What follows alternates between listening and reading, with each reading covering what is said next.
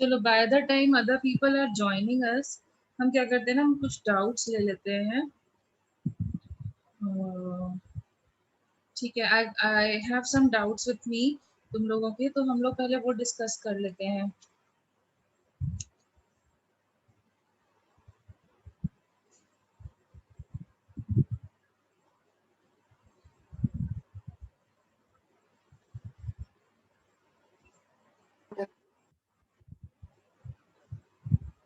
Okay,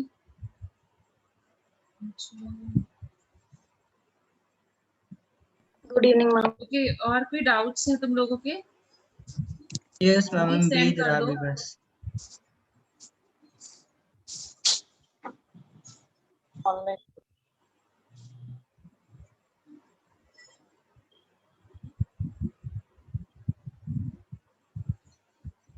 Send your doubts so that we go ahead with them. एक second.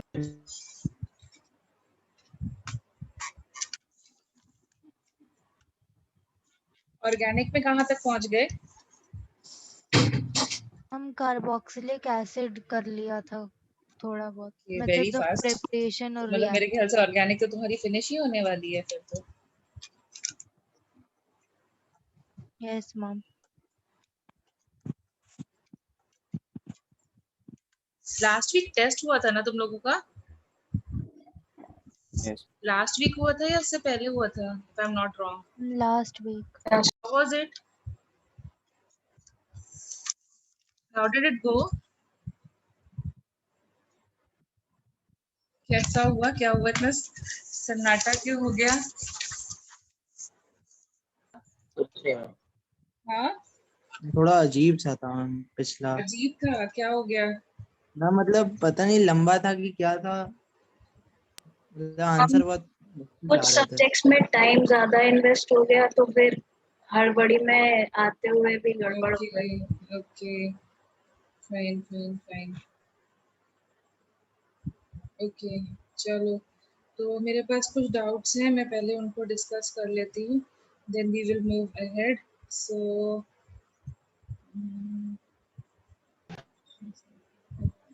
Temperature would be, ये तो तुम्हारा doubt में मैं क्या बताऊं। देखो, एक क्वेश्चन है, ठीक है, मैं क्वेश्चन लिख देती हूँ और तुम लोग मुझे बताना कि ये क्वेश्चन कैसे करना है, क्योंकि इस टाइप के क्वेश्चंस मैं ऑलरेडी डिस्कस कर चुकी हूँ।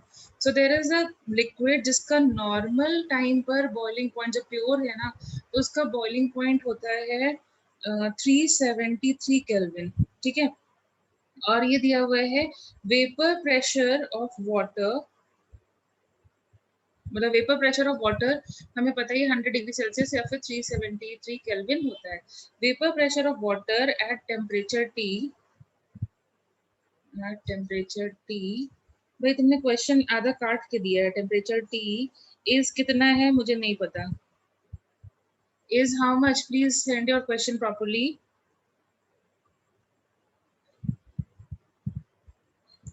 How much is your vapour pressure? 19 mm, कितना? 19 mmHg। 19? Yes ma'am. 19 मैम ये mm। वाला मुझसे भी नहीं हुआ था, हम सो ट्राई। ये इंथैल्पी ऑफ वेपराइजेशन दिया हुआ है kilo mole, then temperature would be, then T would be, T निकालना है, टी का वैल्यू निकालना है कि temperature would be the normal boiling point of this is this much, ठीक है। और यहाँ पर हमें उसका पूछा गया है, ओके, सो ये बोला गया है कि 250 केल्विन होगा या फिर 291.4 केल्विन होगा या 230 केल्विन होगा या फिर 290 केल्विन होगा। चेक करो, देखो, एक minute.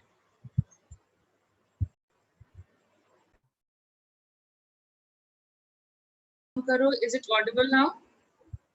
Yes is yes it ma'am. Audible? ठीक है, यस तो मैम। यहाँ पर देख के मुझे बताओ, वेपर प्रेशर अपन कैसे निकालते हैं?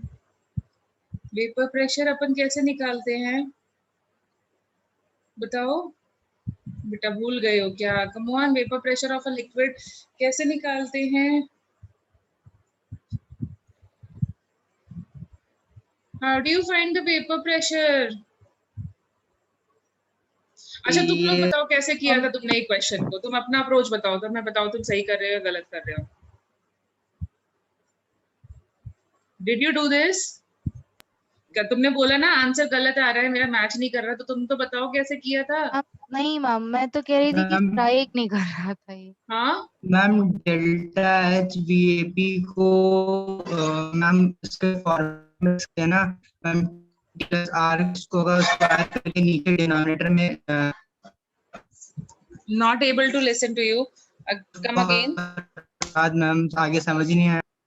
क्या बोला तुमने, फिर से बोलो क्या किया तुमने, क्या किया था तुमने वो तो बताओ। बता रहा है 1 मिनट। बेटा तुम्हारी आवाज बहुत क्रैक कर रही है, can you write us an message, you are not ma'am audible to me.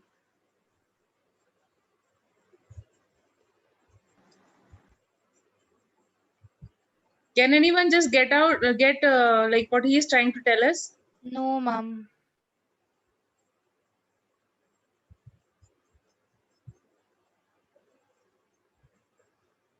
Fine ठीक है, तो मतलब ये नहीं क्लेरिफाई हो रहा है कि क्या बोल रहे थे, तो तुम्हारा क्या अप्रोच था, तो फिर मैं ही बता देती हूँ कि तुम्हें किस वे में इसको लाइक लाइक करना है।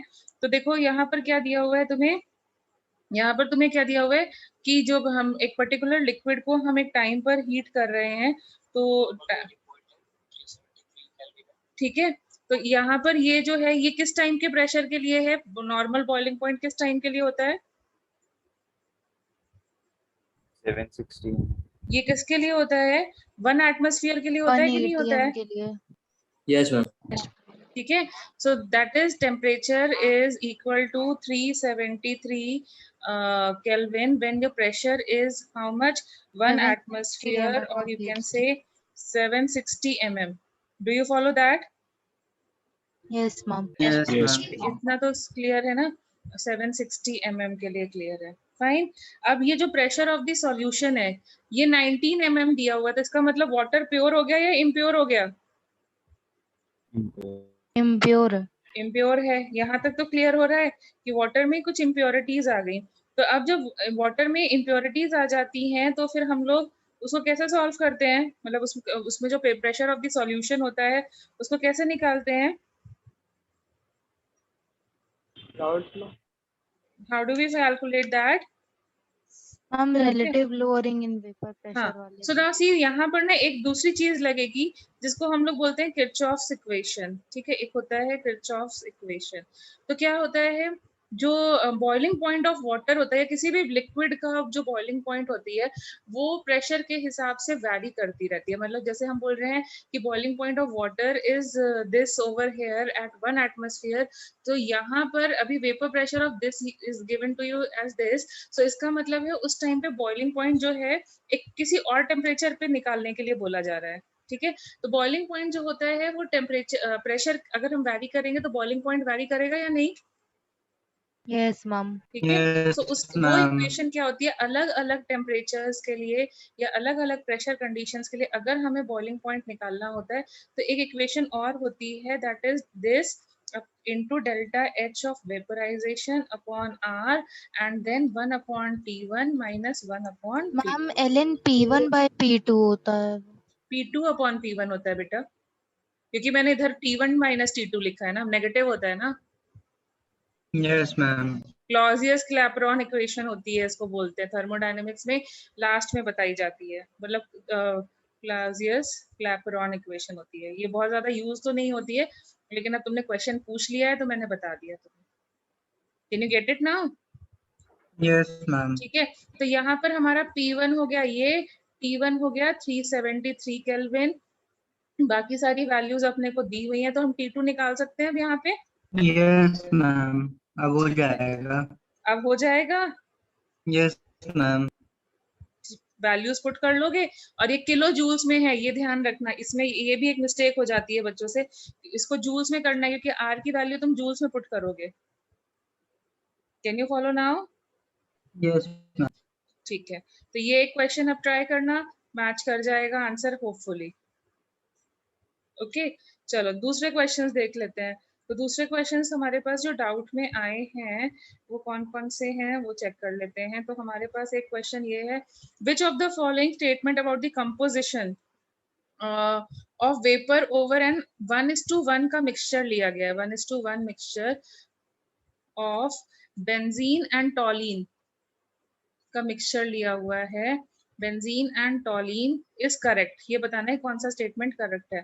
और ये दिया गया है कि एक पर्टिकुलर टेम्परेचर पे बेंजीन का जो वेपर प्रेशर है वो होता है 12.8 किलो पास्कल्स एंड टॉलीन का जो वेपर प्रेशर है वो है 3.85 kilo pascals. Who is more volatile among benzene and toluene? Who is benzene. so they are telling you ये प्योर का दिया हुआ है, ठीक है, ये प्योर का दिया हुआ है। सो वेपर प्रेशर ऑफ जो इनके कंबाइंड वेपर्स होंगे, ये तो बहुत इजी क्वेश्चन था, कम ऑन।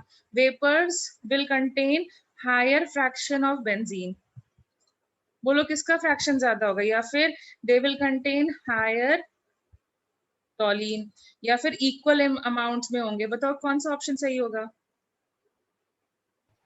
इक्वल अमाउंट में होगा या फिर नॉट नॉट इनफ हम इंफॉर्मेशन? बेंजीन का ज्यादा होगा।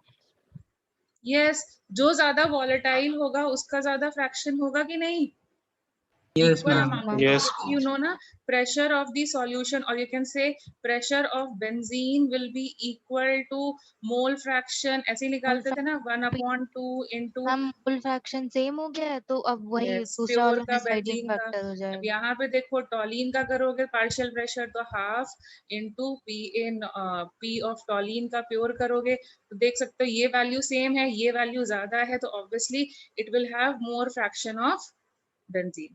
Can you get it? Yes ma'am. Easy enough? Yes, ma'am. ठीक है, चलो एक क्वेश्चन और ट्राई करते हैं। So there is a question, x grams of non electrolyte compound, okay, non electrolyte, can you understand what do you mean by non electrolyte compound? End of ma'am use नहीं dissociate नहीं करेंगे। होगा ma'am, हाँ, वो dissociation नहीं factor होगा, नहीं होगा उसमें। I की वैल्यू 1 हो जाएगी, जिसका मॉलिक्यूलर वेट है 200, is dissolved in 1 liter of 0.05 m NaCl aqueous solution, ठीक है। The osmotic pressure was found to be, osmotic pressure was found to be 5.92 atmosphere at 27 degrees Celsius. Okay, what is the value of x? Calculate the value of x. And इसमें ये assume करना है dissociation, there is complete dissociation of NaCl. Complete dissociation of NaCl. There is complete dissociation of NaCl. How will you do it? What is pi? पाई का formula हम लोग क्या लगाते हैं, ऑस्मोटिक प्रेशर का फॉर्मूला क्या लगाते हैं, CRT. क्या आता है, CRT. RT, ठीक है। ICRT एक्चुअली लिखना चाहिए, हमें ऐसे लिखना चाहिए। Yes, Yes, ma'am. ma'am. Ma'am लेकिन यहाँ I1 है ना। बेटा 1 नहीं है ना, उसमें NaCl भी तो पड़ा हुआ है, I ऑफ द अरे, इलेक्ट्रोलाइट। हाँ, yes, अब ma'am. हमारा जो सॉल्यूशन है उसमें दो चीजें कंटेन्ड है, इस सॉल्यूशन के अंदर NaCl है प्लस एक दूसरा इलेक्ट्रोलाइट भी है। अब समझा, दो Yes, चीजें, ma'am. इलेक्ट्रोलाइट का Yes, I ma'am. 1 था, अगर अकेला इलेक्ट्रोलाइट होता तो उसका 1 था, ठीक है। Yes, ma'am. ठीक है, तो अभी क्वेश्चन को हम लोगों ने देखा इस वे में। तो अब देखो जब हम इसकी कंसंट्रेशन की बात करेंगे तो कंसंट्रेशन में देखो क्या हो जाएगा, 0.05 टाइम्स ऑफ NaCl तो प्रेजेंट है ही, उसके साथ साथ और क्या प्रेजेंट है, plus x upon 200 moles of दूसरा कंपाउंड प्रेजेंट है या नहीं? Check it out. What will be the final molarity after mixing of this thing, of the salt? What will be the final molarity after mixing of the salt? Will it be like this or not? Yes, ma'am. Yes, ma'am. ठीक है, और because NaCl is showing you complete dissociation, that means NaCl is going for complete dissociation, मतलब कितने particles produce होंगे? Ma'am 1 मोल से 2 मोल बन रहा होगा। Yes, 2 मोल बन मिलाकर। जाएंगे। तो see this will be how much? Na जो ions हैं वो कितने हो जाएंगे of the mixture? It will be how much? 0.1 mole. Yes, 0.05 plus x upon 200, ये फाइनल मोलारिटी होगी। Yes ma'am. ठीक है, अब ये हमारी फाइनल मोलारिटी होगी। तो अब कंसंट्रेशन की जगह अब देखो यहाँ पे पाए जो कि इसकी वैल्यू हमें दी हुई है, कितनी दी हुई है क्वेश्चन में, 4.92 atmosphere will be equal to 0.05 into 2 करोगे तो कितना बचेगा? 0.1 plus x upon 200। This is my concentration. r की वैल्यू अपने को पता है 8.314 और टेम्परेचर क्या दिया हुआ है किस टेम्परेचर के लिए? 300 kelvin. So can you solve and get the value of x now? Yes ma'am. ठीक है, can you get it? कैसे ma'am. सॉल्व करना है? Yes, ma'am. ठीक है, अपनी प्रॉब्लम समझ में आई? क्या आया होगा? तुमने फाइनल मोलारिटी में चेंज नहीं क्रिएट किया होगा। जब हम सॉल्ट को डालेंगे तो मोलारिटी में चेंज आएगा या नहीं आएगा? Yes, Is Yes, everyone ma'am. following it? आएगा। तो हमें वो भी देखना है। ठीक है, सो नाउ चेक करना आंसर इसका। तो देखो एक और है 0.6 ml of acetic acid is dissolved and इसकी डेंसिटी दी हुई है हमें 1.06 ग्राम पर ml। It is dissolved in 1 litre of water. ठीक है, the depression in freezing point for this strength of acid, depression and freezing point was found to be 0.0205 degree Celsius. Calculate, इसमें क्या problem I? Calculate the Van't Hoff factor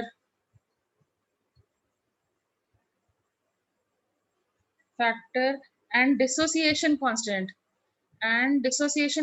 of the acid. Dissociation constant of the acid. So tell me, how will you calculate the Van't Hoff factor? तुम्हारा भी revision होगा और तुम मुझे बताओ, how will you calculate the Van't Hoff factor? कैसे निकालोगे बेटा? मैम वैंट हॉफ फैक्टर के लिए सबसे पहले अपने को तो इसके लिए टोटल मोलालिटी मोल्स चाहिए पहले। होगी। Yes ma'am. मोलालिटी चाहिए होगी कि नहीं चाहिए होगी? Yes, yes ma'am. Ma'am. So how many moles of acetic acid we will have? Density is equal to mass upon volume. कितना हो जाएगा? 1.06 1.06 into divided by mass. 0.6 will be the mass of acetic acid which we are using, and that will be how much? 0.636 होगा। Yes ma'am. Mass of acetic acid, moles of acetic acid कितने हो जाएंगे बताओ जरा? Molar weight से divide कर। What is the molecular weight of acetic acid? 60. What is the molecular weight of acetic acid? 60। 60। तो इसको मोल्स अप निकाल लेना। ठीक है, तो मोलालिटी निकालेंगे तो ये तुम्हारा कितना हो जाएगा? 0.636 upon 60 and this will be equal to 1000। Water का अमाउंट कितना हो जाएगा? डेंसिटी ऑफ वाटर इज 1, तो ये 1000 ग्राम्स या फिर 1 kg होगा। Yes ma'am. ठीक है, फिर हम लोग डिप्रेशन एंड फ्रीजिंग पॉइंट कैसे निकालते हैं? उसके लिए हम लोग डेल्टा यूज टी करते हैं उसको I KB KB into dot molality m sorry KF, isn't it? Yes, ma'am. तो यहाँ से I का वैल्यू कैलकुलेट कर लोगे। वाटर का KF वैल्यू कितना होता है? हमें अब तक लर्न हो जाना चाहिए। शायद KB 1.82 होता है और KF तुम्हारा 0.58 ऐसे कुछ होता है। फाइन, तो वाटर का KF पुट करना, I कैलकुलेट हो जाएगा या नहीं? देखो सारी Yes, वैल्यूज ma'am. तुम्हारे सामने आराम है। से हो I जाएगा। कैलकुलेट हो जाएगा। Is it Yes, fine? ma'am. Shall I Yes, ma'am. Proceed further? Yes ma'am. अच्छा, अब देखना, अगर I का वैल्यू ग्रेटर देन 1 आता है, इसका मतलब क्या हो रहा होता है? डिसोसिएशन। एंड इफ I का वैल्यू लेस देन 1 आता है तो इट मींस क्या होता है? एसोसिएशन होता है कि नहीं? ग्रेटर देन 1 का Yes, मतलब ma'am. क्या हो गया? 1 मोल लिया था लेकिन पार्टिकल्स बढ़ गए। लेस देन 1 का मतलब क्या हुआ? 1 मोल लिया था लेकिन पार्टिकल्स कम हो गए। Do you agree with this? Do you agree with this? Yes. तो Yes, अब ma'am. देख लो, अब उन्होंने हमें खुद ही बोल दिया है कि डिसोसिएशन कांस्टेंट निकालना है। इसका मतलब जब हम इसको सॉल्व करेंगे तो i का वैल्यू ग्रेटर देन 1 आएगा, i का वैल्यू ग्रेटर देन 1 आएगा। तो एसिटिक एसिड कैसे डिसोसिएट करेगा? एसिटिक एसिड कैसे डिसोसिएट करेगा? CH3COO Yes, it will minus be और CH3COO minus प्लस ये। अब डिसोसिएशन कांस्टेंट का मतलब क्या होता है? Ka वैल्यू निकालना, जो तुमने आयनिक इक्विलिब्रियम में पढ़ी थी ना। Yes ma'am. हमें क्या निकालना है? Ka का वैल्यू। तो तुम याद करो, हम लोगों ने किया था at equilibrium C1 minus alpha, ये C अल्फा होता था, ये C अल्फा होता था। तो Ka की वैल्यू अल्फा क्या होती स्क्वायर थी? C आता था। Alpha square upon 1 minus alpha, ये अच्छा। होती थी। Yes. याद करो। और I का मतलब क्या है? इसके लिए देखो C की जरूरत है, C तो हम निकाल सकते हैं ना। Can you find the molarity from here? Yes Yes, ma'am. ma'am. Given information molarity तो हम निकाल ही सकते हैं। ओके, I का जो वैल्यू है, I का वैल्यू क्या होता है? It will B C1 minus alpha. कितने पार्टिकल्स बचे हैं? Plus C alpha plus C alpha. तो यहाँ से I का वैल्यू आ जाएगा, Yes, ma'am. यही होगा ना। C yes ma'am. माइनस ये कितना हो जाएगा? C1 plus alpha. अब देखो C पता है, I पता है। Can you calculate alpha? Can you calculate alpha from here? Yes ma'am. Yes, ma'am. And now, didn't I tell you alpha is coming very, very small as compared to 1. Dissociation constant can also be calculated as C alpha square. अब Yes, ma'am. dissociation constant निकालना आ जाएगा। Yes ma'am. Yes, ma'am. ठीक है, तो ये कह सकते हो, ये जो क्वेश्चन है ये मिक्सिंग ऑफ चैप्टर्स का क्वेश्चन हो गया। इन्होंने आयनिक इक्विलिब्रियम भी यूज करा लिया तुम्हारे को, isn't it? Isn't it? Yes, ma'am. Yes ma'am. Okay, चलो एक लास्ट क्वेश्चन और देखते हैं। 2 grams of benzoic acid, sorry, 2 grams of benzoic acid is dissolved in 25 grams of benzene. It shows a depression in freezing point and depression जो है वो आ जाता है as 1.62 Kelvin. Okay, molar depression constant, that is Kf का value दिया हुआ है 4.9. What is the percentage association? Now ऐसा क्वेश्चन आ जाए percentage हम dissociation, degree of percentage, association ही निकाल दें, उसी से समझ में आ यस, जाएगा। तो ये अल्फा पूछ रहे हैं। मतलब जो बेंजोइक एसिड है वो कंप्लीटली एसोसिएट नहीं हो रहा है। बेंजोइक एसिड तुम्हें याद है ना क्या होता है? डायमराइज करता है। Yes ma'am. बेंजोइक एसिड याद है ना, तो ये क्या होगा? 2RCOH will convert into RCOOH 2 times। तो अभी तक हम लोग क्या करते थे? फैक्टर को 2 1 माइनस पार्टिकल्स। अल्फा बाई 2 देंगे। तो यहाँ पर जब हम 2 मोल्स लेंगे तो इनिशियली तो ये 0 होगा, इनिशियली तो ये 0 होगा।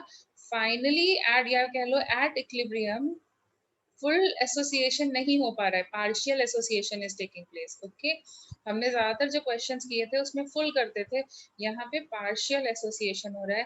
पार्शियल एसोसिएशन का मतलब कैसे करेंगे हम लोग? जैसे हम करते ही आ रहे थे। कैसे करते आ रहे थे? अगर 2 1 माइनस अल्फा लिखते हैं तो यहाँ कितना बनेगा? वो Ma'am, alpha. अल्फा बनेगा। Yes ma'am. Can you follow this? Yes ma'am. 2 Yes. में से 2 अल्फा रिएक्ट कर गया, 2 अल्फा रिएक्ट करेगा तो उसका हाफ ही तो कन्वर्ट होगा। तो what yes is the ma'am. Value of I now? It will be 2 2 minus minus 2 alpha. alpha plus alpha, and that is how much? 2 minus alpha. 1 minus alpha. तो अब हम इसको सॉल्व कर सकते मैम हैं। 2 माइनस अल्फा होगा। Sorry, my mistake. 2 minus alpha. Now can we solve it? Delta TF is equal to I times of KF dot M. सारी values हमें दी हुई हैं, अल्फा निकाल सकते हो? Yes ma'am. Can you calculate alpha? और फिर परसेंट, ये तो तुम्हारा आएगा फ्रैक्शन वाला अल्फा। तो मैम परसेंटेज अल्फा 100 से करने के लिए क्या मल्टीप्लाई करना कर पड़ेगा? देंगे। 100 से मल्टीप्लाई कर यस, देंगे। तो अब सारे डाउट्स क्लियर हो गए? मैम, हाँ, मैम आई में मैम वो 2 माइनस अल्फा अपॉन 2 होगा ना, 2 क्योंकि वो माइनस अल्फा बाय 2 होगा ना yes ma'am? Yes yes yes, upon 2 होगा। यस मैम, इनिशियली 2 मोल्स ले रखे हैं। अपॉन 2 हो जाएगा। ठीक है अभी? Yes, ma'am. इधर तो नहीं, मैंने गड़बड़ कर दिया। नहीं मैम, वो वापस। एक्चुअली फॉर्मूले में था, इसी वजह से नीचे 2 आ रहा हाँ था। हाँ, व्हाट डिड यू से? कह रही हूँ फॉर्मूले के हिसाब से ही 2 आ रहा है। अब सही है मैम। ठीक है, तो ये चीजें क्लियर हुई। अभी इस टाइप के क्वेश्चंस आते हैं तो कोई प्रॉब्लम यहाँ तक? No ma'am. No ma'am. ठीक है, तो अब मुझे बताओ, हम लोग लास्ट क्लास में क्या कर रहे थे? आई थिंक हमने सॉलिड स्टेट स्टार्ट कर दिया था। मैंने तुम्हें बोला था कि बेसिक्स चीजें जो हैं, जैसे मॉलिक्यूलर सॉलिड्स क्या होते हैं, ये सब चीजें मैंने करा दी थी। And I told you to read it from your book. Did you do them? Yes Yes, ma'am, ma'am. पढ़ा था एनसीईआरटी। कोई प्रॉब्लम फेस हो रही है? नो मैम, अभी अभी तक तक नहीं तो हुई? नहीं। ठीक है, और एक चार्ट दिया था तुम्हें लर्न करने के लिए। Yes ma'am. Yes ma'am. एक चार्ट भी दिया था लर्न करने के लिए, वो लर्न यस हो गया? मैम।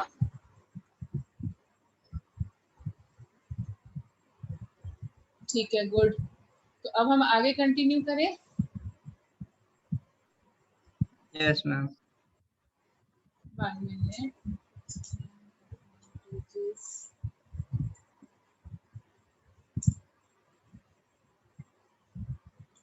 ठीक है, चलो फिर। तो मैंने तुम्हें ये भी आइडिया दे दिया था कि हमारे जो ज्यादातर क्वेश्चंस आएंगे वो कौन से टाइप के उससे आएंगे। हमारे जो ज्यादातर क्वेश्चंस आएंगे वो किस टाइप के लैटिस से आएंगे, किस शेप के लैटिस से आएंगे ज्यादातर क्यूब क्वेश्चंस? वाले। क्यूब क्यूब से वाले ज्यादा आएंगे। ठीक है, तो coming back to our original topic, तो क्यूब से ज्यादा रिलेटेड आएंगे। तो क्यूब के हमें कुछ जो पैरामीटर्स है ना, वो अपने को पता होने चाहिए। हमारे पास ज्यादातर जो यूनिट सेल्स आएंगे वो क्यूब वाले आएंगे। ठीक है, तो हमें उसके पैरामीटर्स ठीक से पता होने चाहिए। जैसे फॉर एग्जांपल हम लोग करते हैं, तो क्यूब को जब भी हम करते हैं तो क्यूब के पैरामीटर्स में क्या क्या होता है। जैसे ये हमने क्यूब देख लिया, तो इसके पास जो ये होता है, जैसे ये जो वॉल, जैसे तुम अपने रूम को इमेजिन करो, जैसे तुम अपने रूम को इमेजिन करो, तो उसके पास कितनी फेसेस हैं? 6 फेसेस। 6 फेसेस। फेसेस। फेसेस समझ रहे हो ना, ये part, this is your face. Okay, so how many faces are there? 4 walls. ठीक है, all the 4 surrounding walls, ऐसे समझ लो। जिनको नहीं क्लियर हो रहा है, तो all the 4 surrounding walls plus roof and the floor, तो ये faces का पार्ट काम करते हैं। मतलब इनको मैं फेस बोलूंगी। ठीक है, अब उसके बाद में हमारे पास कॉर्नर्स होते हैं। तो कॉर्नर्स कौन होते हैं? जहां पर 3 फेसेस जाके मिलते हैं, जहां पे देखो 3 फेसेस जाकर के मीट करेंगे, उनको हम लोग कॉर्नर्स बोलते हैं। Okay, so how many corners are there? 8। 4 ऊपर दिख रहे हैं, so there are 8 corners. Can you follow this thing? Yes yes ma'am.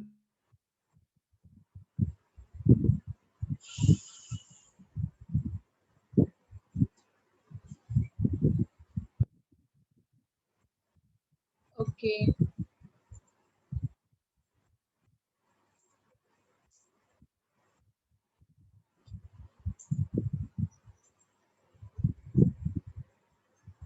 ठीक है, तो अभी अपने पास ये हो गया। फिर उसके बाद में ये जो लाइन तुम्हें दिख रही है ना, ये जो लाइन है जहां पर दो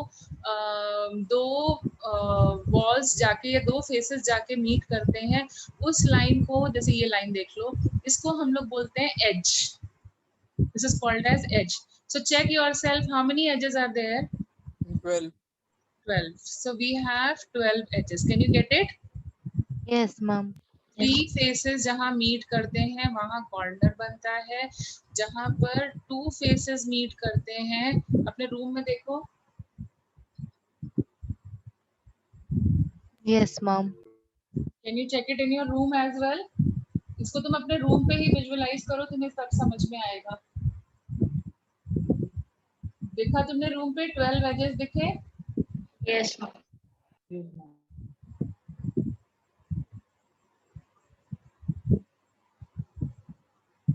ओके, सो अब इसी के हिसाब से जब हमें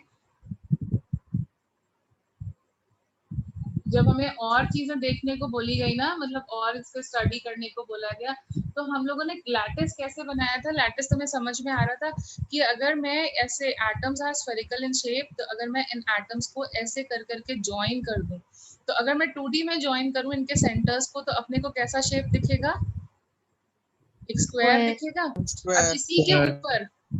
इसी के ऊपर हम लोग बॉल्स रखते हुए चले जाएं, जैसे इसी के ऊपर फिर से मतलब जस्ट स्क्रीन के बाहर स्क्रीन के अंदर की तरफ बॉल्स रखते हुए चले जाएं, तो क्या हो जाएगा, ये क्यूब बन जाएगा।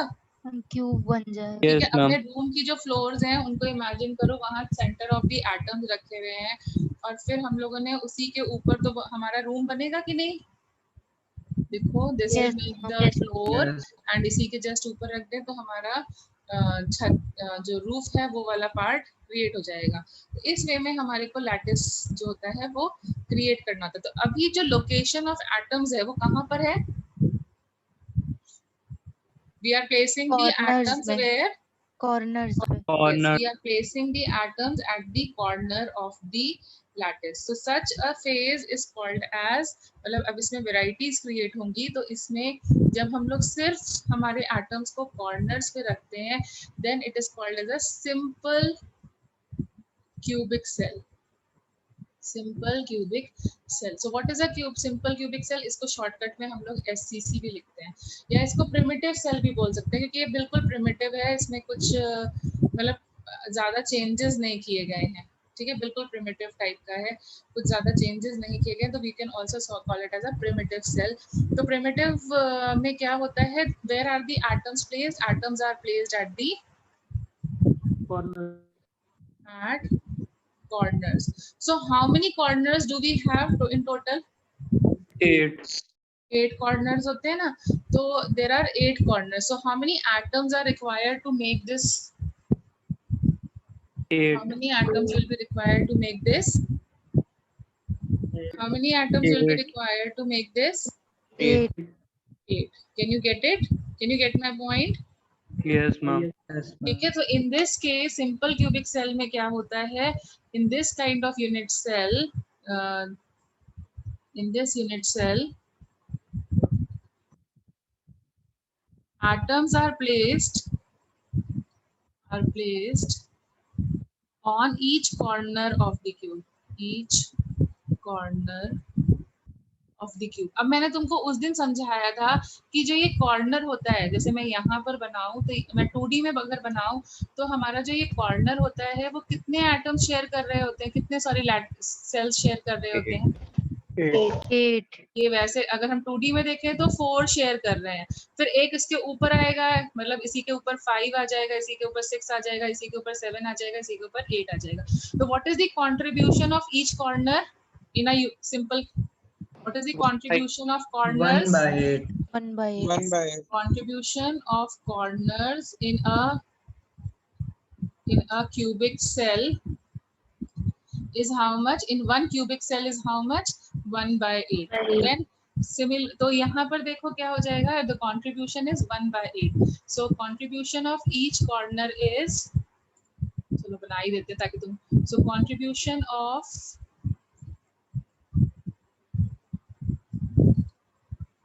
each corner atom in the cubic cell is how much, is it is 1 by 8, and they are placed in the 8 corners. So tell me how many atoms will be required to make this cubic cell. 1.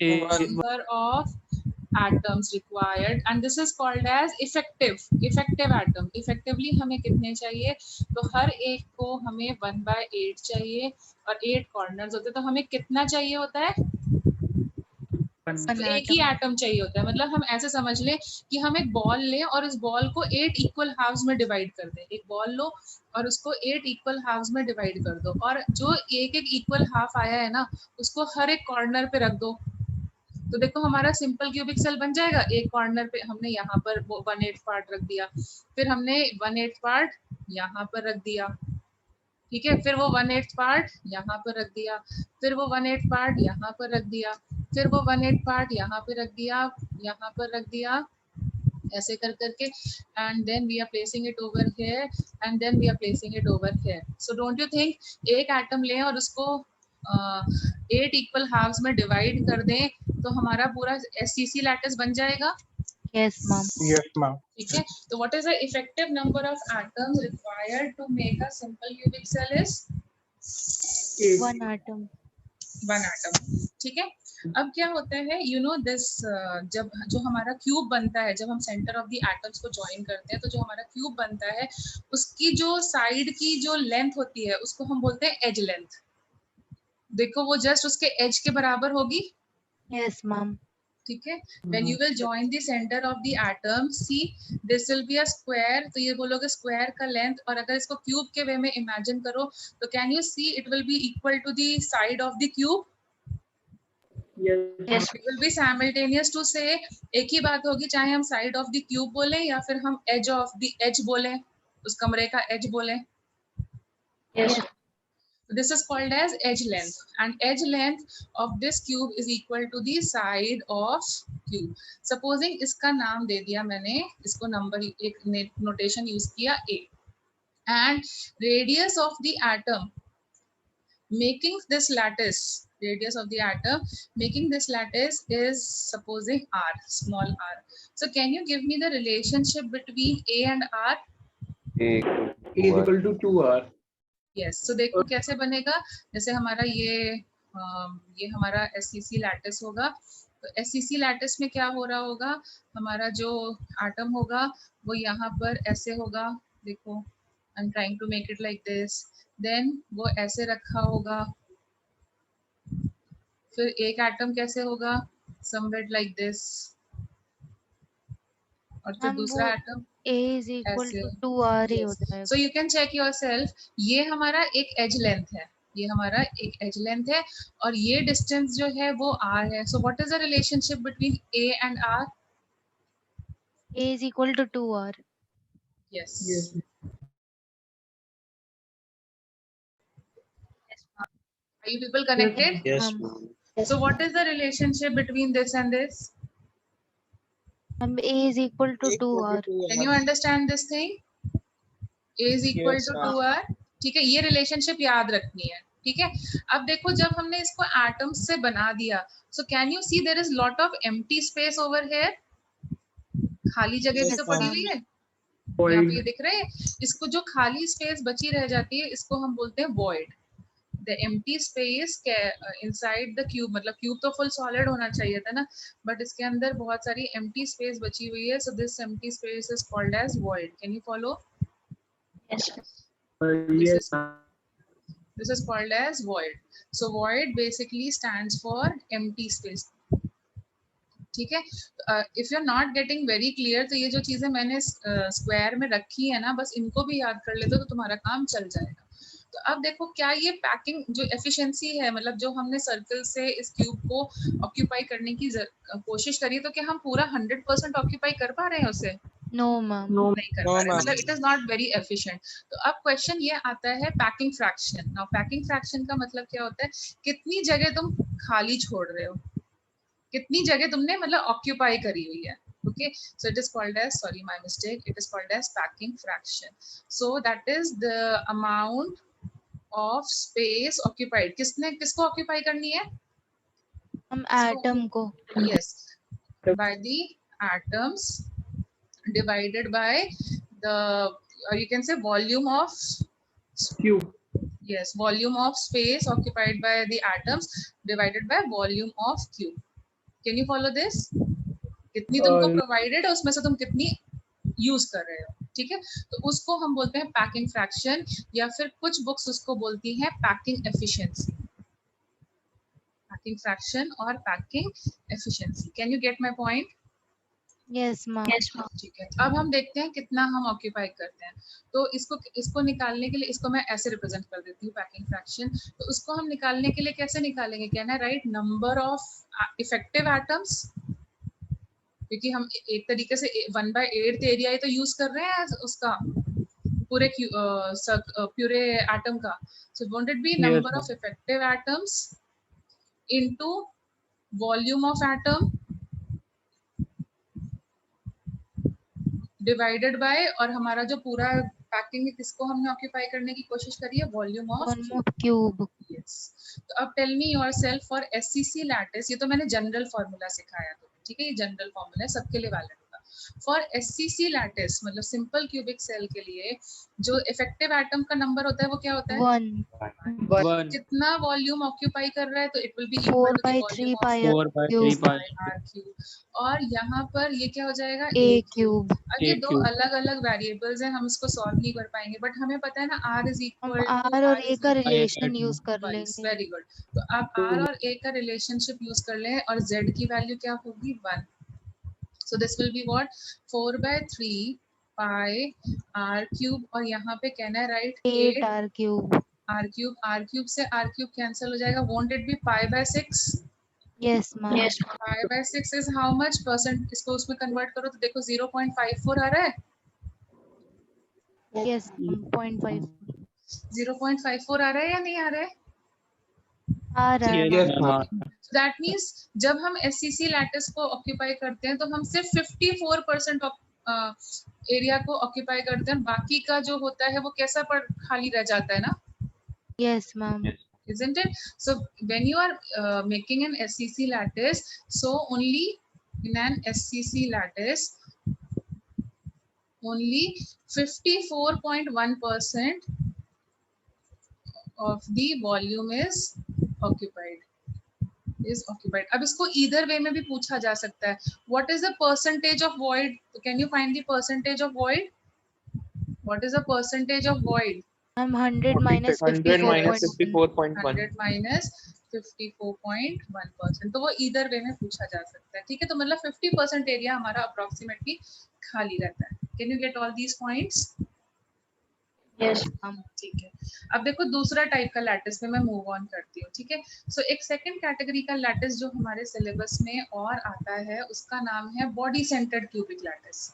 Body centred cubic lattice, मैंने question जो तुम्हारी book की sequencing है उसको थोड़ा alter किया है, यहाँ पे तुम्हें दिख रहा होगा, ठीक है। जिनके स्कूल में हो रखा है उनको फील हो रहा होगा, हमने बुक की सीक्वेंसिंग को ऑल्टर किया हुआ है, बट ऐसे पढ़ने में मुझे थोड़ा ज्यादा बेटर लगता है, क्योंकि मैंने तुम्हें उससे रिलेटेड मतलब उन्होंने क्या किया हुआ है, उन्होंने पहले सिर्फ एससीसी, बीसीसी और एफसीसी लैटिस को डिफाइन किया है, फिर एक जगह उन्होंने नंबर ऑफ इफेक्टिव एटम्स को डिफाइन किया है, ठीक है, फिर एक जगह उन्होंने relationship between A and R define किया है, और फिर एक जगह उन्होंने पैकिंग फ्रैक्शन को डिफाइन किया। तो मैंने वो सारे टॉपिक्स को एक ही जगह क्लब कर दिया ताकि मेरे को बार बार डायग्राम ना बनाना पड़े और बार बार चीजों को स्कैटर्ड वे में ना पढ़ाना पड़े। तो मैंने जो उन्होंने 4 टॉपिक्स में किया था, मैं ओवरऑल तुम्हें एक ही बार बताते हुए चल रही हूँ। Can you follow my point? Yes yes number ma'am. Yes. एक तरफ उन्होंने एक बारी डेफिनेशन में सिर्फ डिफाइन किया है, दूसरी बार उन्होंने क्या किया, नंबर ऑफ इफेक्टिव एटम के बताया है, फिर तीसरी बार उन्होंने क्या किया है, relationship between A and R बताया, और फिर उन्होंने पैकिंग फ्रैक्शन निकाला है, बट मैं ये चीजें साथ में कर दे रही हूँ, ठीक है। तो तुम्हारा बुक के हिसाब से जो ये जो तुम्हारा सीक्वेंसिंग है वो थोड़ा सा ऑल्टर्ड मिलेगा, but are you able to follow?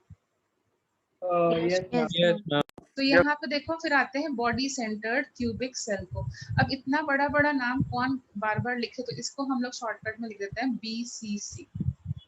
Is it fine? Yes ma'am. Yes.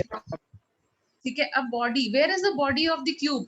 Where is the body of the cube? तो जो बचा हुआ सरफेस रह जाता है ना, मतलब पहले हम क्यूब को बनाते हैं यूजिंग दीज एटम्स, तो जो बचा हुआ अंदर का सरफेस रह जाता है, जैसे तुम्हारा रूम, तुम कहाँ बैठे, रूम के बॉडी के अंदर बैठे हो कि नहीं? यस ठीक है। तो जैसे तुम्हारा एक कार्टन होता है, कार्टन का जो अंदर का सरफेस होता है उसको हम बोलते हैं body. Okay, can you follow what is body now? This is the body जो अंदर रह गया है, ठीक है। दीवारों के अंदर का जो सरफेस है वो पूरा बॉडी है। तो बॉडी सेंटर्ड क्यूबिक लैटिस का मतलब क्या हो जाता है? बॉडी सेंटर्ड क्यूबिक लैटिस का सिंपल सा मतलब ये है कि तुम्हारा एक, पहले तो देखो ये क्यूब में ही बनेगा पहली चीज, ठीक है। पहली चीज ये हमें क्यूब में बनाना है। तो क्या है, हमारा एक एटम है जो कि इसकी बॉडी के अंदर रखा हुआ है, एक एटम है जो हमारी बिल्कुल बॉडी के अंदर ऐसे रखा हुआ है। This is your body centred cubic lattice, body में बिल्कुल रखा हुआ है, मतलब बीच में हवा में तैर रहा है, मतलब लेंथ वाइज, ब्रेड्थ वाइज, मतलब इस कॉर्नर से इस कॉर्नर से इस कॉर्नर से इस कॉर्नर से इस कॉर्नर से, मतलब ऑल कॉर्नर से वो इक्वल डिस्टेंस पे हम होना बॉडी चाहिए। सेंटर पे है as in yes, body centre. Do you know what is body centre basically? मेरे को ये नहीं पता था, तुम्हें समझ में आएगा मैम बॉडी। बॉडी डायगोनल्स का हाँ, intersection. Exactly, you have done this thing. Body centre क्या होता है? Ma'am yes ma'am You know, okay, मैं वो टर्म यूज नहीं करना चाहती थी because I was not knowing that you are familiar with this one not. ठीक है, मैंने सोचा था पहले मैं एक्सप्लेन कर देती हूँ and then I will make you familiar with body center. So actually yes, you are very correct that you are placed at the body center. Okay, body center पे आप रखे हुए। अब मुझे ये बताओ, जो बॉडी सेंटर पे हम एटम रखेंगे, क्या वो कोई और रूम वाला यूज कर पाएगा? No ma'am No. हमारा सोल प्रॉपर्टी है ना, हम रूम के अंदर बैठे हुए हैं, तो हम किसी और के साथ नहीं शेयर हो रहे हैं ना। यस मैम तो ये जो बॉडी सेंटर्ड एटम है, उसका contribution in the unit in the cubic cell कितना होगा? फुल या हाफ? 100%. Full Yes, contribution in the cubic cell, क्योंकि वो हम किसी और के साथ शेयर नहीं कर रहे। बॉडी तो किसी और के साथ नहीं, हम रूम के अंदर है तो हमारी पूरी प्राइवेसी है, हम किसी और के साथ नहीं है। वॉल की क्या होती है, इधर भी है उधर भी प्राइवेट, इधर भी डिस्ट्रीब्यूटेड है, बगल वाले रूम में भी डिस्ट्रीब्यूटेड है, और कॉर्नर्स 8 लोगों से डिस्ट्रीब्यूटेड होते हैं। तो यहाँ पर क्या है, लेकिन बॉडी तो किसी और के साथ नहीं हो रही है, तो बॉडी सेंटर्ड एटम की contribution in a cubic cell will be how much? It will be full, or you can say 1. Is it fine? Yes, ma'am. ठीक है, पूरी कंट्रीब्यूशन होगी उसकी। और फिर क्या होगा, इस बॉडी को कैसे हमने होल्ड कर रखा है, मतलब ये जो बड़ा सा एटम है जो बॉडी सेंटर पे बैठा हुआ है, इसको हम लोगों ने कैसे होल्ड कर रखा है? इसको कैसे होल्ड Ma'am, कर with, रखा? हाँ बोलो। तो यहाँ ma'am, पर with क्या, 8. I am not able to get, what did you say? Ma'am, nothing.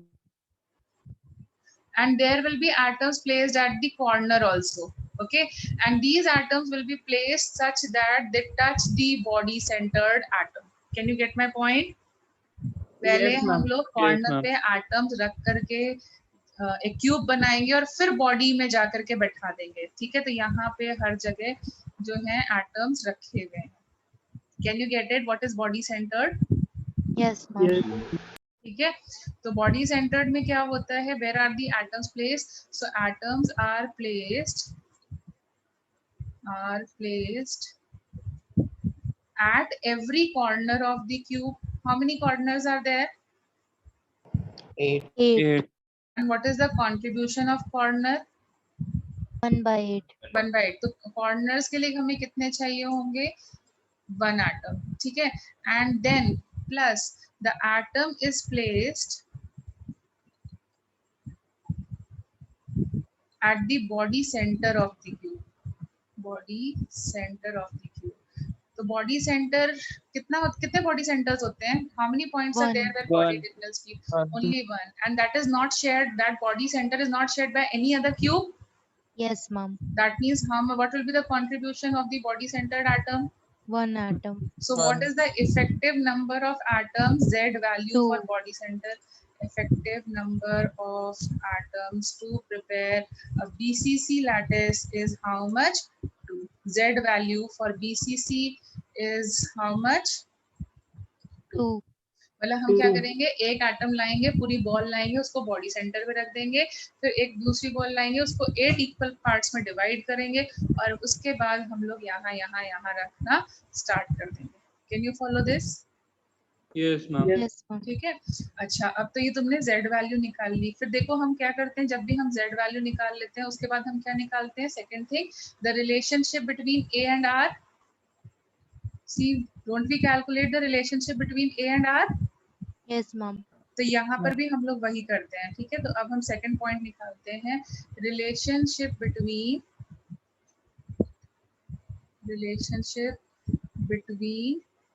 ए मतलब side length and the radius of the atom. तो यहाँ पर देखो, अब यहाँ पे जरूरी नहीं है कि कॉर्नर के जो एटम्स हैं वो एक दूसरे को टच कर रहे हो, लेकिन जरूरी बात क्या है, जो बॉडी सेंटर्ड एटम है और जो एटम्स कॉर्नर में प्लेस्ड है वो उन एक दूसरे को टच करने चाहिए।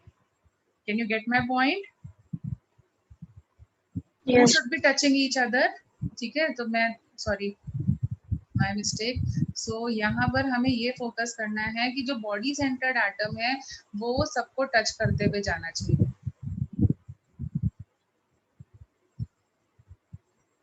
ठीक है, तो हमारा जो बॉडी सेंटर्ड एटम है, जैसे हमारा बॉडी सेंटर्ड एटम है, ये हमारा बॉडी सेंटर्ड एटम है, तो ये क्या करना चाहिए, ये हमारे सारे कॉर्नर्स को टच करना चाहिए। ठीक है, it should touch the atom which is placed at this corner, it should touch the atom which is placed at this corner. देखो अच्छे से नहीं बन पा रहा है, बट मेरी बात को समझने की कोशिश करना।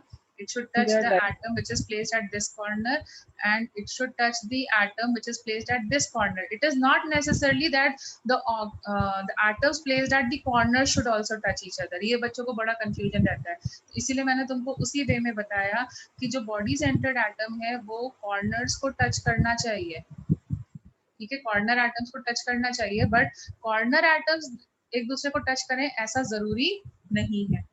Can you follow my point? Yes, ma'am. Yes. Over here, corner atoms are not touching each other, not touching each other. तो अगर यहाँ वाला जो A is equal to 2R वाला रिलेशन है, वो अगर हम यहाँ पे पुट करें तो वो गलत हो जाएगा कि नहीं? Yes, Now ma'am. see, A is not equal to 2R. Can you follow my point? Yes, ma'am. A is not equal to 2R. तो हम इसको देखते हैं। तो जो बॉडी डायगोनल है, body diagonal of a cube की लेंथ क्या होती है? √3a. Body diagonal of the cube की जो लेंथ होती है वो होती है a√3। ठीक है, और यहाँ पर जो बॉडी डायगोनल है वो कितना डिस्टेंस ट्रैवल कर रही है? Isn't it 4r? 4r? Yes, ma'am. 4r. Okay, and you can say in terms of radius it will be 4r. तो अब इन दोनों रिलेशनशिप को पुट कर सकते हैं। A is Can you equal put to them 4 by together? So now √3r. what is the relationship in a BCC? It is this is equal to 4r, or A is equal to 4 by √3. Can you follow now? Yes, ma'am. Yes, ma'am. ठीक है, A is equal to 2r नहीं लगाना है यहाँ पे, क्योंकि corners touch नहीं करेंगे एक दूसरे को। Is it fine? Yes, ma'am. Yes, ma'am. ठीक है, so now check it. यहाँ पर चेक करते हैं, तो अब फिर से पैकिंग फ्रैक्शन निकालते हैं। पैकिंग फ्रैक्शन, तो पैकिंग फ्रैक्शन कैसे निकालते थे हम लोग? उसके लिए हम क्या करते थे, Z इंटू 4/3, क्योंकि जो एटम्स है उनका शेप क्यूबिक स्फीयर है, डिवाइडेड बाय a क्यूब, यही लिखते थे। Isn't it? Yes, ma'am. Yes, So ma'am. this will be pi r का क्यूब, और a की जगह can I write it as 4, कितना हो जाएगा? 64 r. r cube into 3√3। देखो, Yes, ma'am. so 3 से 3 कैंसिल हो जाएगा, 3 से 3 कैंसिल हो जाएगा, ये और ये कैंसिल हो जाएगा, 16 बचेगा। मतलब I will be left with √3/8 pi. Check करो जरा, Yes, ma'am. मैंने कुछ और तो नहीं छोड़ दिया? No, I'm सही है। ठीक है, अब इसका वैल्यू निकालो जरा, देखो कितना आ रहा है? 62% आ रहा है। कैलकुलेट करो।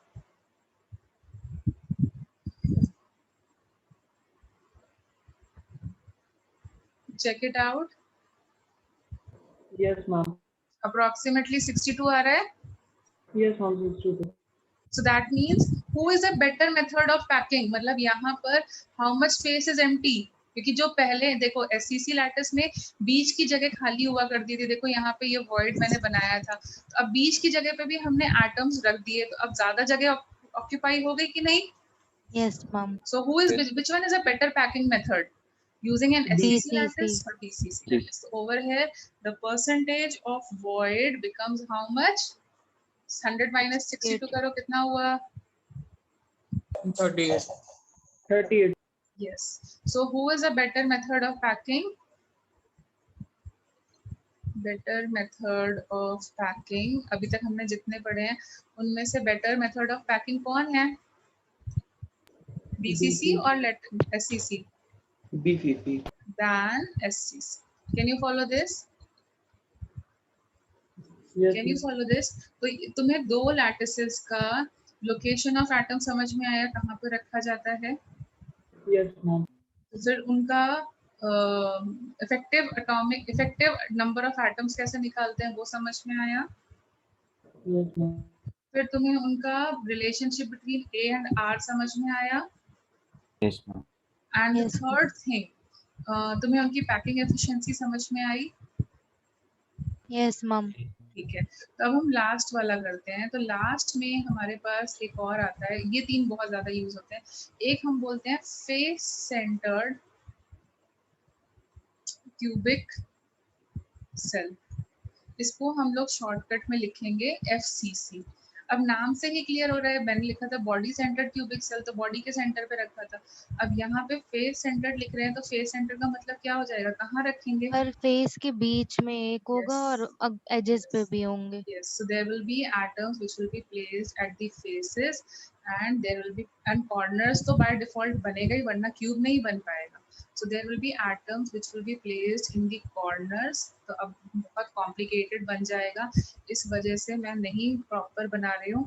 Try to understand in this manner. So there will be atoms which will be placed in the corners, plus they will be placed at the center of the faces. So how many faces do we have?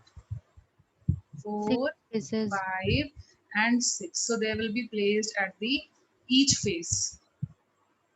Can you follow this? ठीक है, या फिर तुम ऐसे समझ लो. 1 minute.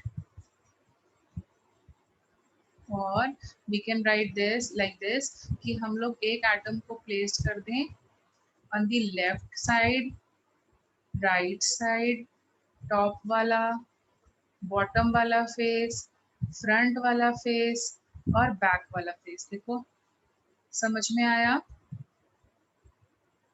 Can you follow this? Yes, ma'am. Yes, ma'am. So now the atoms will be placed at the corners as well as at the center of each face. Okay, center. और एक face कैसा दिखता है, एक face जो है वो कैसा शेप में दिखता है, अपने को एक स्क्वायर में दिखता है. This is a ma'am. face ना. Ma'am, Does it it will- appear? Does it appear like a? So see, अगर हम इसको फ्रंट व्यू में देखेंगे, तो जब हम आगे की तरफ से देखेंगे, फ्रंट व्यू में देखेंगे, तो हमें क्या दिखेगा, एक स्फीयर ये दिखेगा.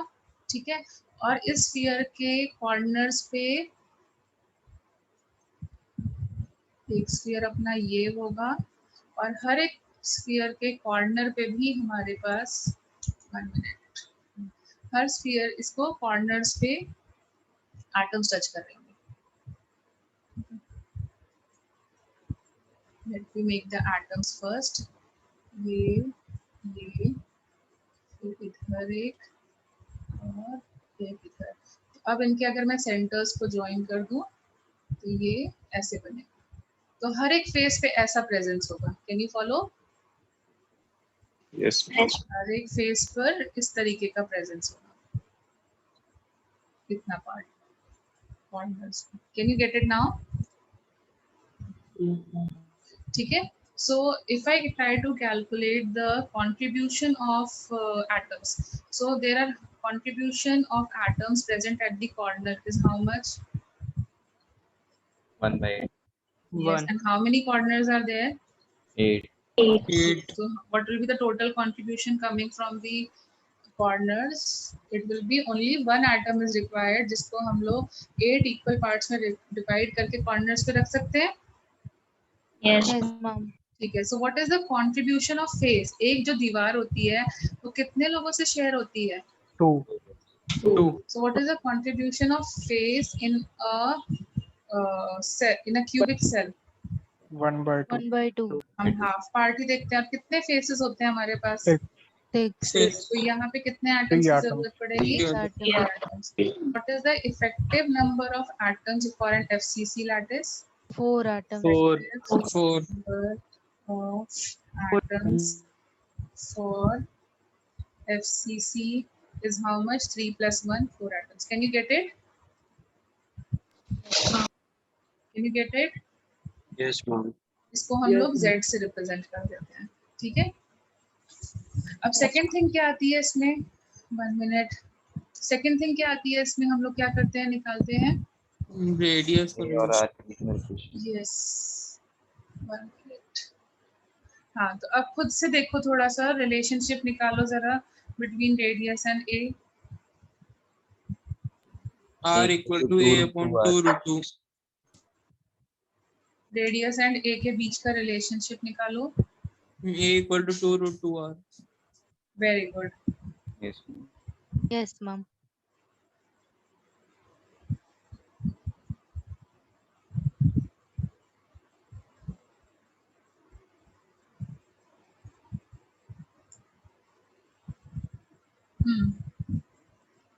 Let us go with this. So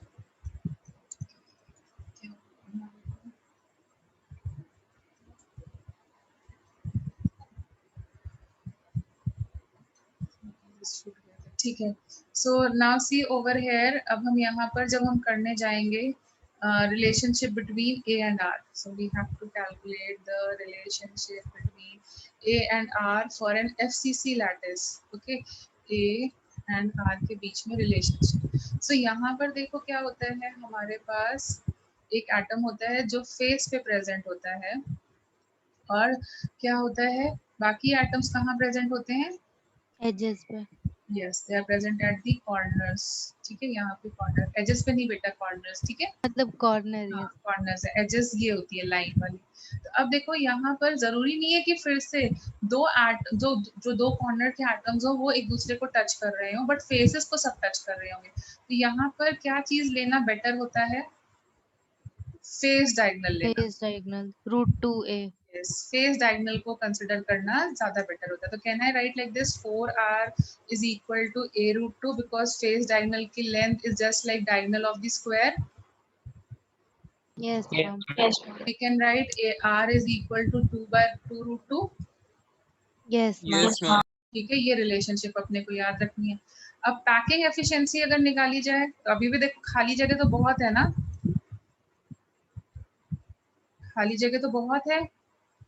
ठीक है, तो पैकिंग एफिशिएंसी निकाली जाए तो क्या होता है? फॉर्मूला z इंटू 4/3 पाई r³ अपॉन a³ होता है। अब हम इसकी वैल्यूज को पुट कर दें तो क्या हो जाएगा? This will B 4/3 pi r³। a की जगह क्या लिख सकते हैं? 2 root 2. यस, तो इसका क्या हो जाएगा? 2 का क्यूब करोगे तो 8, √2 का करोगे तो this, and then r³। this and this will get cancelled. Yes, ma'am. Yes, ma'am. यहाँ पे क्या बचा? 16, एंड यहाँ पे भी 16। सो देखो यहाँ पर वो कैंसिल हो पाई जाएगा। √3 3√2। ना चेक करो इसका वैल्यू क्या 74% आ रहा है?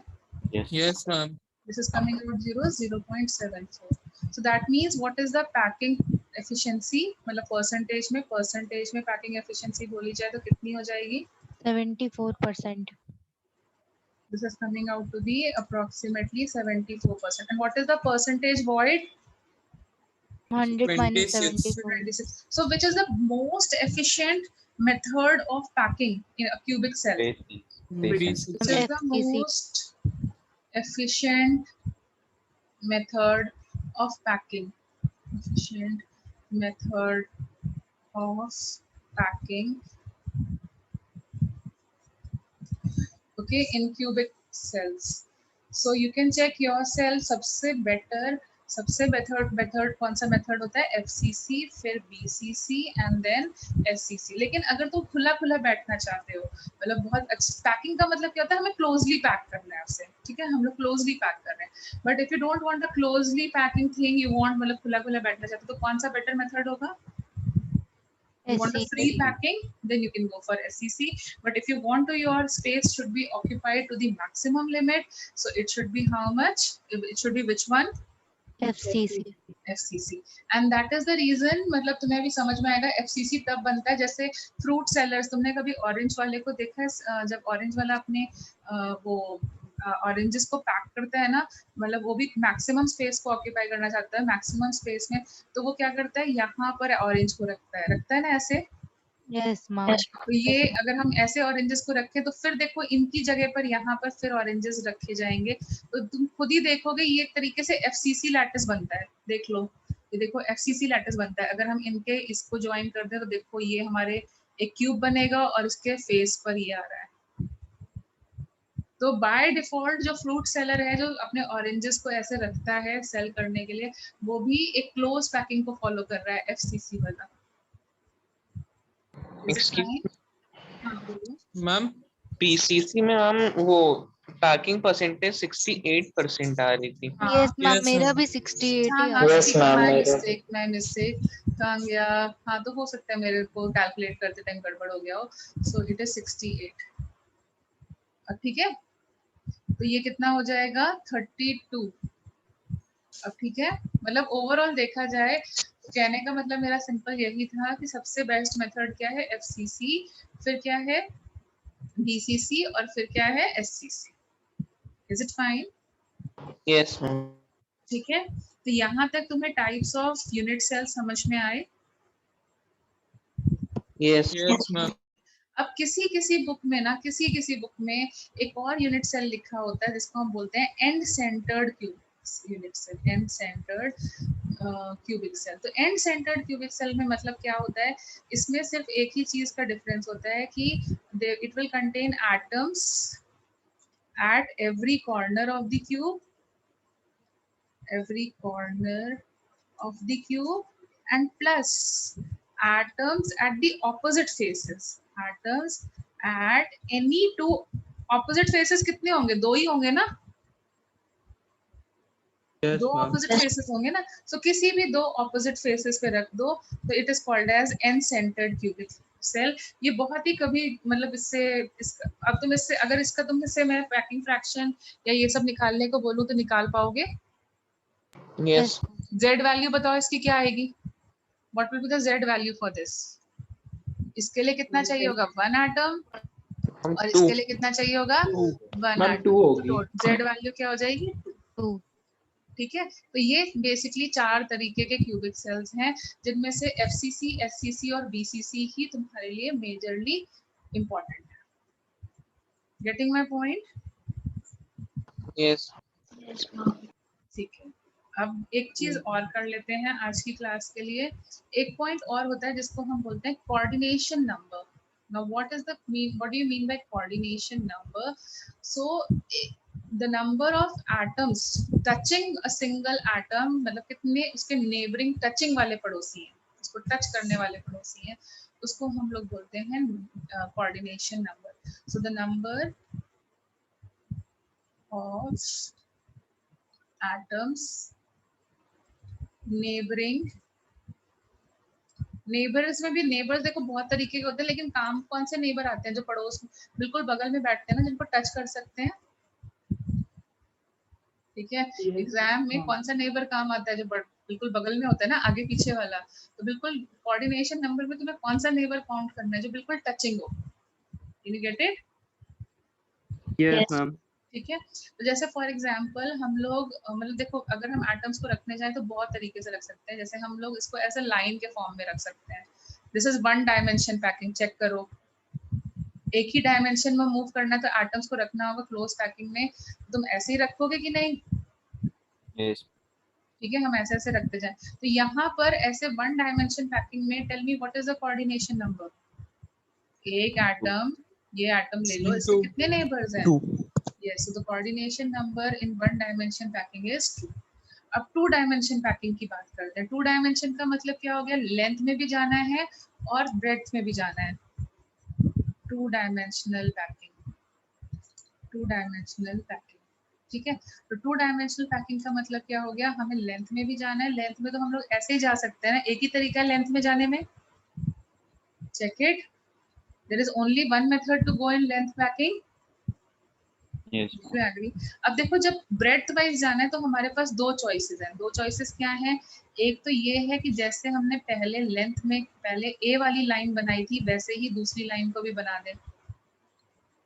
फिर यहाँ पर ऐसे दूसरी लाइन को बना दें, फिर यहाँ पर भी दूसरी लाइन को बना दें। ठीक है, एक ये तरीका है पैकिंग करने का। Can you check it? Yes, ma'am. Yes ma'am. ठीक है, और एक दूसरा तरीका क्या है? Another way of packing is you keep it like this, and जो ये वॉइड बन रहा है, 2 एटम्स के बीच का वॉइड बन रहा है, उस पे अपना दूसरा लेयर लगाएं। तो ये बताओ, पहली लेयर के जैसा सेम टू सेम है या it is a different layer? हम डिफरेंट है। different. डिफरेंट आ रहा है। फिर देखो इसके इनके जो चीज हमने एक लाइन में फॉलो करी है वही हम लोग हमेशा फॉलो करेंगे। अब जब दूसरी थर्ड लेयर रखने को आएंगे तो हम कहाँ रखेंगे, एक के हम इन ऊपर दोनों एक को या फिर void से में। वॉइड, तो वॉइड में, तो वॉइड में रखोगे तो अब चेक करो जब हम वॉइड्स में रखते हैं तो देखो first and third layer is same, Yes, ma'am. second, first and the third layer is same. Again put it in the void. So see, second and the fourth layer is coming out to be same. Yes, ma'am. ठीक है, तो if I name this as A, so ऊपर वाली भी A हो जाएगी, A हो जाएगी, A हो जाएगी, क्यों? क्योंकि सेम टाइप की आ रही है। बट यहाँ पर देखो, if I name this as A, so I'll call this as B. Why? Because ये different type की आ रही है, and again A and B. So this type of packing is called as AAA packing. Can you understand why am I calling it as AAA packing? Yes, ma'am. Yes, ma'am. They are Because same. the layers are of same type. And this type is called as ABAB packing because every alternate layer is same type. Can you get it? Yes. Now see, अगर मैं एक atom को पकड़ लूं तो इसके कितने neighbours आ रहे हैं? 4. Four. So ये और इसका शेप कैसा बन रहा है? स्क्वायर जैसा बन रहा है? Yes. Yes. इसको हम लोग बोलते हैं coordination number is 4 and this is called as, this can also be called as square packing, square packing. अब यहाँ पर अगर हम एक एटम को पकड़ लें तो इसको कितने लोग टच कर रहे हैं? देखो दो ऊपर क्योंकि इसी के वॉइड में, फिर एक इधर, फिर एक इधर पड़ोसी, फिर दो नीचे वाले जिनकी वॉइड में हमने इसको रखा था। मतलब ये मेरा डायग्राम थोड़ा ठीक से नहीं बना है, बट ट्राई टू अंडरस्टैंड। ये इनकी वॉइड में हेक्सागन टाइप का बन जाएगा। तो इसको हम लोग क्या बोलेंगे? इसका कोऑर्डिनेशन नंबर 6 है and this is called as hexagonal packing. जैसा शेप आता है उसी हिसाब से हम उसको नेमिंग कर देते हैं, तो this is called as hexagonal packing. Can you get the difference? Yes. ठीक है, बट हमने जब क्यूबिक लैटिस बनाते हैं तो हम लोग 1 डायमेंशन फॉलो करते हैं या 2 डायमेंशन या 3 dimension? 3 3 dimensions. So we dimensions. move in all the directions, lengthwise, breadthwise, and height-wise. उसको हम बाद में करेंगे. But tell me, what will be the coordination number of? What will be the coordination number of an SCC lattice? What will be the coordination number of SCC lattice? So there are atoms which are placed at the corners. और corners को कितने लोग touch करते हैं? 4. 4 4 या फिर 8? हम 8 8। तो एक एटम जो होगा वो कितने लोगों से टच हो रहा होगा? In an Eight. SCC lattice, atoms. see, in an SCC lattice, this will be touched by how many atoms?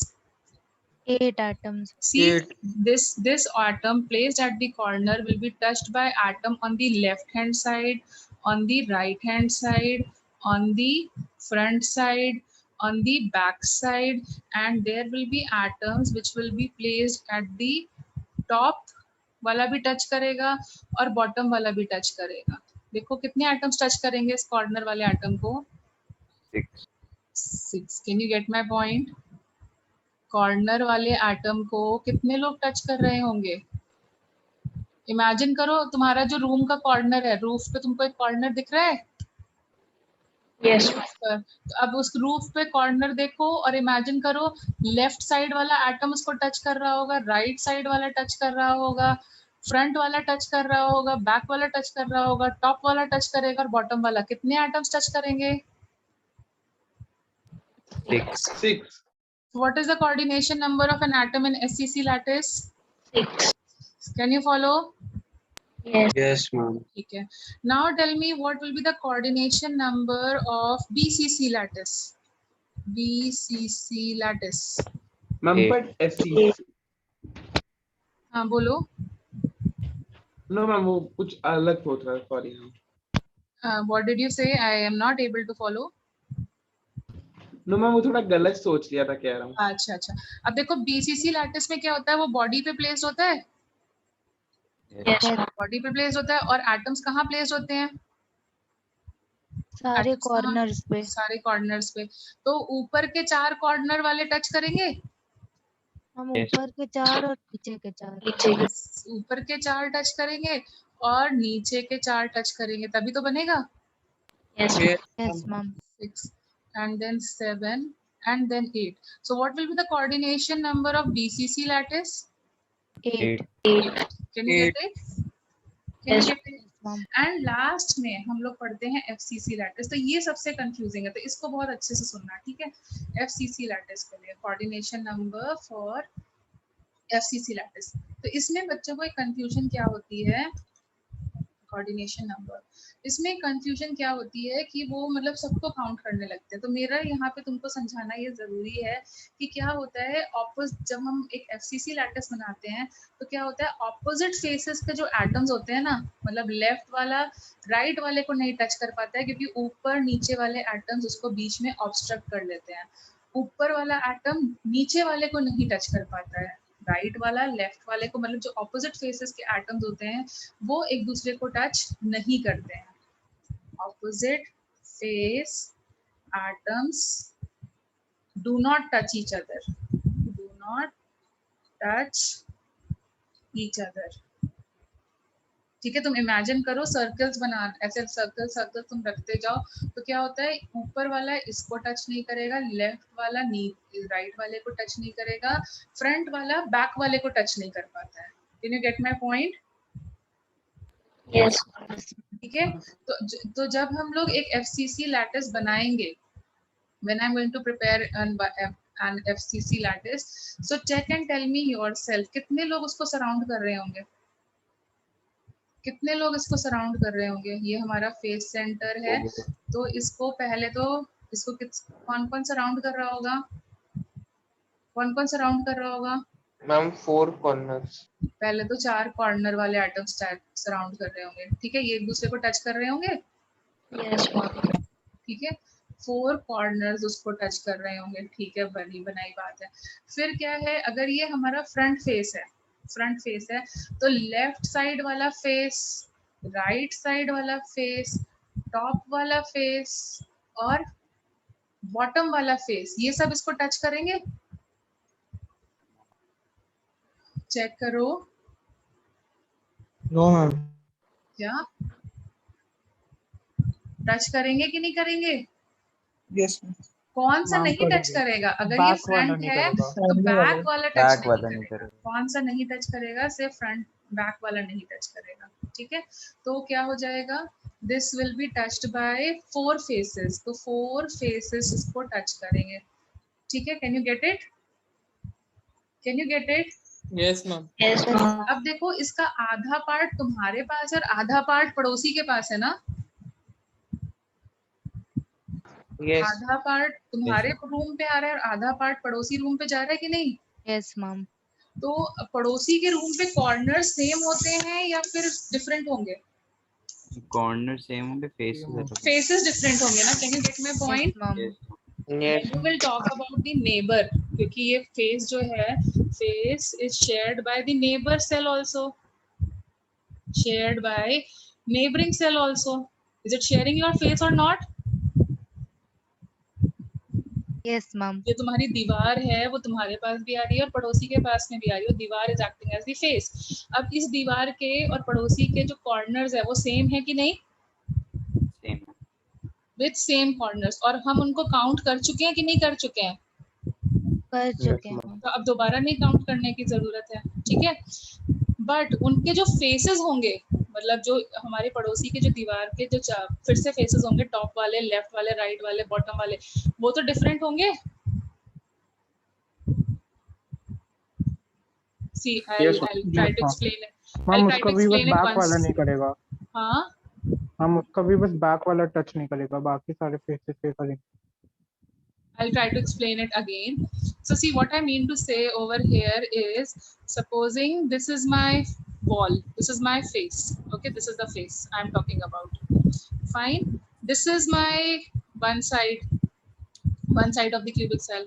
This is cubic cell 2, cubic cell 2, and this is cubic cell 1, and this is the common face. Can you get it now?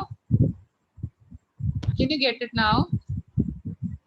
Ma'am मतलब total में 12 कर रहे हाँ होंगे। हाँ 12 करेंगे, but मैं तुम्हें जो समझाना चाह रही हूँ वो समझो। तो ये देखो, ये जो फेस होगा वो दोनों तरफ आ रहा होगा। Can you gate Yes. It? Yes ma'am, आधा हाँ. अंदर आधा बाहर। कॉर्नर्स जो होंगे वो सेम है, दोनों तरफ के जो कॉर्नर्स हैं वो दोनों तरफ के जो सेल हैं उनके लिए सेम है ना कॉर्नर्स, Yes. बट फेसेस तो डिफरेंट होंगे ना, faces will be different. See Yes. यहाँ पर जो इसको टच करने आएगा, ये टॉप वाला, ये बॉटम वाला, ये वाला, ये वाले फेसेस तो डिफरेंट है कि नहीं? Yes ma'am. ठीक है, ये फेसेस जो होंगे, एक इधर के 4 फेसेस आएंगे और इधर वाले केस में 4 अलग फेसेस आएंगे। Can you gate my point? Yes, can you get it?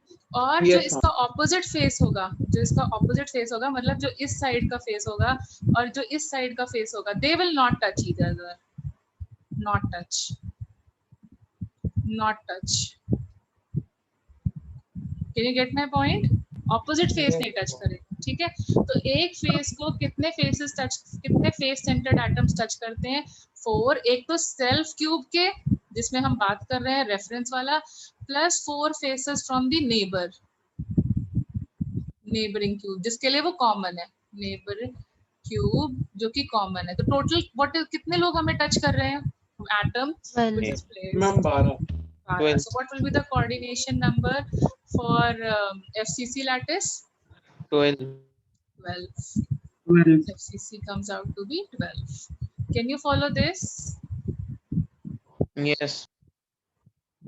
ठीक है, यहाँ पे ज्यादातर बच्चे 16 करके चले आते हैं या फिर 14 कर लेते हैं। उनको लगता है 6 फेसेस इधर के, 6 फेसेस उधर के और 4 कॉर्नर्स के, तो वो इस वे में गड़बड़ करके चले आते हैं। बट तुम्हें अब ये गड़बड़ तो नहीं होगी, ऑपोजिट फेसेस एक दूसरे को नहीं टच करते हैं। Yes ma'am. Yes. Is it fine? Yes ma'am. Yes. तो अब तुम्हें क्या करना है as an homework for the next week?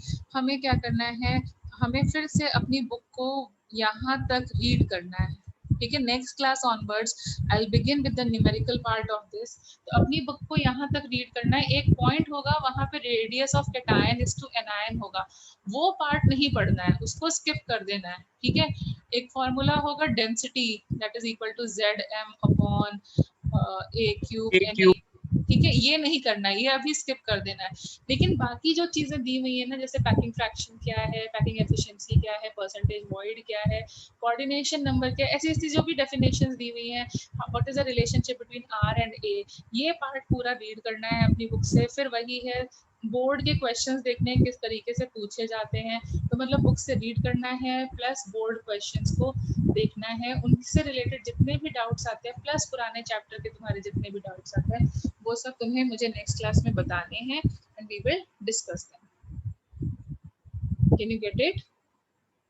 Yes, this ma'am. Chapter will take a Yes. थोड़ा सा प्रैक्टिस की जरूरत पड़ेगा। प्रैक्टिस इन द सेंस थोड़ा सा करोगे तो एकदम यूज टू हो जाओगे। ऐसा नहीं है कि बहुत डिफिकल्ट है, बहुत इजी है, बट समझने में एक बार दिक्कत आती है, फिर बहुत इजी हो जाता है, बहुत स्मूथली क्वेश्चंस होते हैं, ठीक है। तो इसलिए मैं थोड़ा धीरे धीरे विद टाइम इसको सॉल्व करने की कोशिश कर रही हूँ। Getting it? Yes.